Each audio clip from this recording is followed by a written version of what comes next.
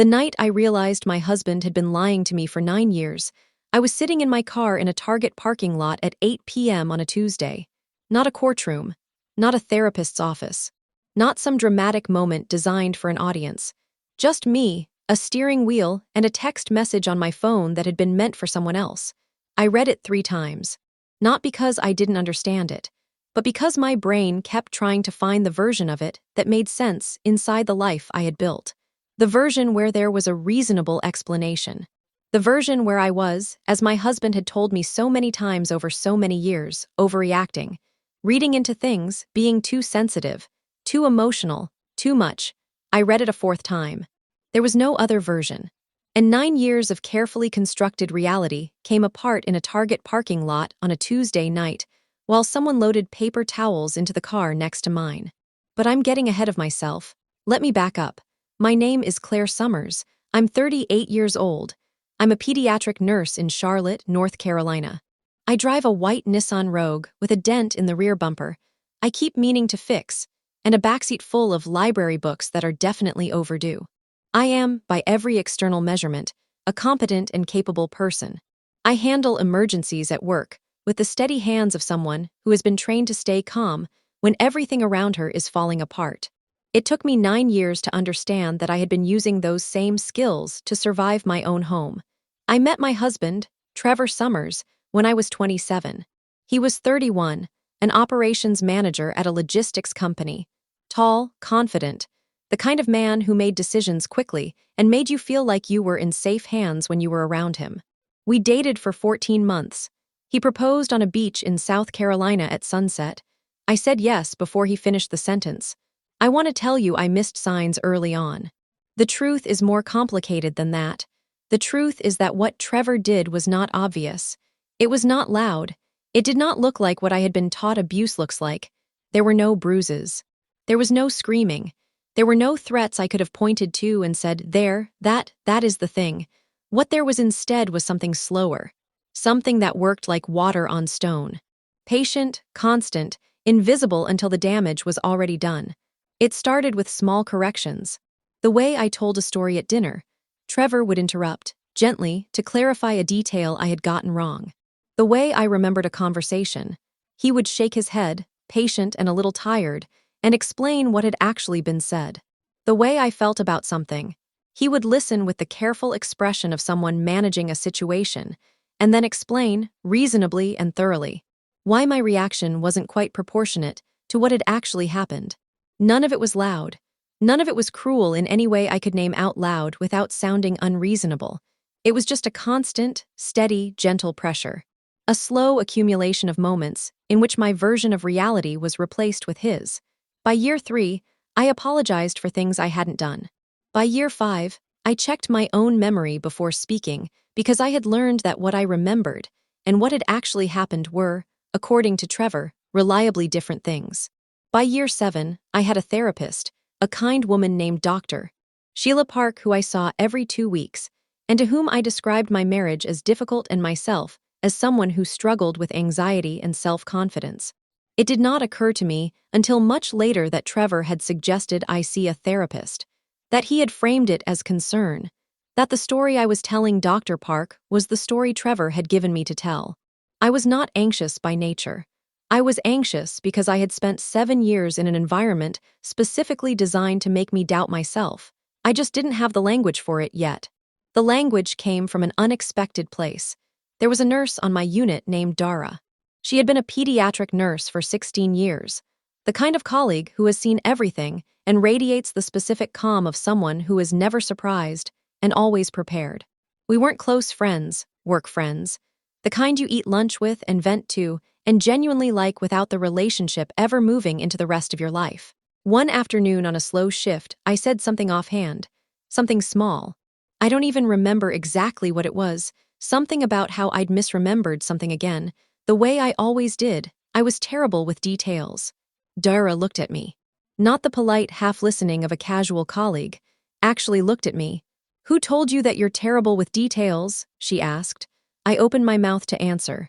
I realized I didn't have an answer that wasn't Trevor. Dara didn't push. She just held my gaze for a moment longer than was strictly necessary and then went back to her charting. But that night, I sat on the edge of my bed while Trevor watched TV in the living room, and I thought about that question for a long time. Who told you? 3 days later, Dara left a book in my work locker. No note, just a book. The title included the word gaslighting. I read it in my car during lunch breaks over the course of a week so Trevor wouldn't see it. And I want to tell you it was a revelation, a sudden clarity, a light switching on. It was actually more like a slow, terrible nausea. The specific feeling of reading a description of your own life in clinical terms and understanding for the first time that there is a name for what has been done to you, that it is documented, that it is a pattern, that you are not, have never been the problem. I finished the book on a Friday. I went home and made dinner and sat across from Trevor and looked at him and thought, you knew exactly what you were doing. He looked up and smiled and said, you okay? You seem quiet. I'm fine, I said. I made an appointment with a different therapist the next morning. Her name was Dr. Renee Caldwell. She specialized in relational trauma. In our first session, she asked me to describe my marriage, and I talked for 40 minutes without stopping, and she listened without interrupting, and at the end she said, Claire, what you're describing has a name. It's called coercive control. And I want you to know something very important. None of what you're experiencing is a reflection of your memory or your judgment or your emotional stability. It is a reflection of sustained, deliberate psychological manipulation. I sat in her office and cried for the first time in years in front of another person. Not the careful, controlled crying I had learned to do in private. Real crying, the kind that comes from somewhere underneath everything. Dr. Caldwell also said something else. If you're going to make any decisions about your future, I want you to start documenting things. Dates, incidents, patterns, not for me, for you. So that you have a record that belongs to you and not to someone else's version of events. I bought a notebook that afternoon. Small, plain, navy blue. I kept it in my locker at work. I started writing things down. I wrote in that notebook for 4 months before the Tuesday night in the Target parking lot. I wrote down the dinner where Trevor spent 45 minutes explaining to me why my feelings about a comment he'd made were factually incorrect. I wrote down the morning he told me I had agreed to cancel plans with my sister when I had no memory of agreeing to any such thing. And then, when I pushed back gently, watched his face do the thing it always did, that patient disappointed shift, and heard myself apologize within 4 minutes. I wrote down the night I mentioned to a friend, in passing, that I had been feeling disconnected lately, and how Trevor, who had been in the other room, appeared in the doorway 5 minutes later and spent the drive home explaining what I had actually meant, and why the way I'd expressed it had been unfair to him. 4 months of entries, dates, times, exact words when I could remember them. I had never kept a record before, I had never needed to, I had been living in Trevor's record. Having my own changed something in me I am still finding words for. The text message was not addressed to me. I had picked up Trevor's phone by accident. We had the same phone case. It happened occasionally, and the screen had lit up with a notification before I realized it wasn't mine. A name I didn't recognize. A message that was not in any way ambiguous about the nature of the relationship it represented. I put the phone down on the counter. I picked up my keys. I got in my car and drove, and ended up in a Target parking lot, because I needed to be somewhere with lights and other people, and the ordinary sounds of the world continuing to move. I sat there for a long time. Here is what I did not do. I did not call Trevor. I did not go home and confront him. I did not do any of the things that 9 years of conditioning had trained me to do, which was to bring my distress directly to him and allow him to shape the narrative of what had just happened. Instead, I called my sister. Her name is Karen. She is 4 years older than me, a middle school vice principal in Raleigh, the most no-nonsense person I have ever known. I had not told Karen the full truth about my marriage. I had given her the edited version, the version where things were just hard, sometimes the way marriage is hard. I had protected Trevor's version even from her. I told her everything that night. Sitting in that parking lot for 2 hours, I told her all of it. The corrections, the apologies, the notebook. The book Dara had left in my locker. The 4 months of documentation. And the text message on the phone with the same case as mine. Karen was quiet for a long time. Then she said, Claire, I'm going to need you to go somewhere that isn't that house tonight. I stayed at Corinne's apartment. I took my notebook. The divorce attorney's name was Patricia Holt, 31 years of family law in Charlotte. The kind of lawyer who has heard everything and is surprised by nothing and operates with the specific efficiency of someone who understands that every hour of clarity she provides to a client is an hour of freedom gained.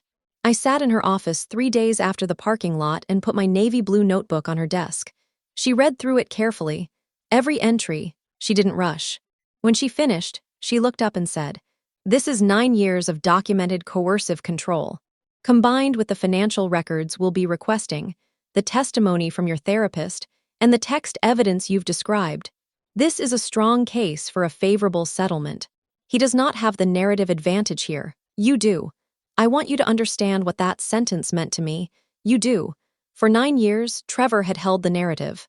He had been the one who remembered correctly, the one whose version of events was reliable, the one who managed my perceptions with the patience of someone who had decided very early on that reality was his to control.